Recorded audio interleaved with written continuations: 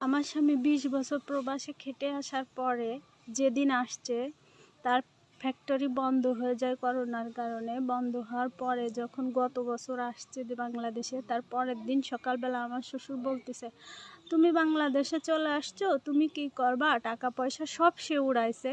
আমার শ্বশুর নিজে হাতে, তার ছেলে, একমাত্র ছেলে, তার টাকা সে প্রবাসে জীবনের 20টা বছর কাটায় দিছে পরিবারের সুখের জন্য। আর পরিবার বলতেছে, তুমি এখন দেশে আসছো, কি করবা? তোমার শাশুড়ির তো ছেলে নেই, তুমি তোমার শাশুড়ির ওখানে চলে যাও, তোমার শ্বশুর বাড়ি বাজারে মার্কেট আছে, ওখানে যে একটা কিছু করার চেষ্টা করো। আমার স্বামী বলল যে আমি কেন যাব?